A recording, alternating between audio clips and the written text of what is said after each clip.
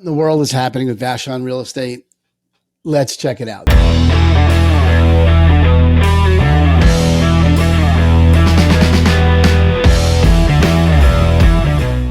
This is one of my favorite updates. It's the January update, meaning we're looking back at an entire year's worth of data, including the last 3 years. This is the last 3 years. I'm going to go back deeper for this because this graph is why I love living on Vashon. Why? Because Vashon is weird. It's always different. It's just always, it can't be the same. So if you watch the King County, Pierce County, Kitsap, Snohomish, if you watched any of those updates, you see a really predictable, repeatable trend of deals being lower than the previous years and a real clear spike in demand in December, just really consistent information. And yet Vashon, not a real dip, not a huge dip in the number of deals between year to year. Demand met supply in December. It was pretty typically low. I mean, now obviously Vashon's a much smaller data set, so the information is going to be spikier, but I love that it's so not the way everything else goes. Okay. So it makes it a little difficult to forecast, but let's just look at let's just go back for 7 years. Let's just check out 7 years.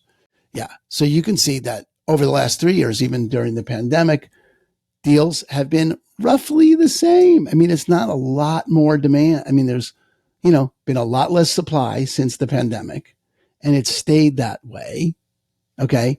And demand got spikier, right? Certainly dipped way, way, way down in September, right? And overall, there was a little bit less transactions, certainly less transactions than the previous years, but big gaps in the amount of homes available or right now, right? There's certainly all year and have been, last year too, but the pandemic was a little bit odd in that regard, right? But we never got back up to the number of listings that we used to have here on the island. We'll see what happens this year. In terms of a forecast, this is a really difficult one to forecast because it's, if we were going to say the past is relatively similar to the present, if we're going to say the future is, but best predictor of the future is to look at the past, we're going to say there's going to be a lot more inventory available on Vashon than there have been in years past.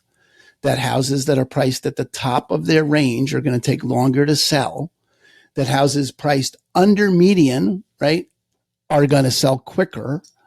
And that the top luxury homes are going to take the longest to sell is the predictable future for Vashon. So if your listing you would get to market as soon as it's convenient for you to get to market. I don't see there's a huge advantage to coming to market any time other than any other time. I would list it as soon as I could. But I wouldn't rush at it. I'd get it, clean, stage, do all the work that we do for people. I'd also really be careful on the consideration of price. Very easy to overprice in this market. If you were looking to buy, I get into something now. There's a lot of inventory available.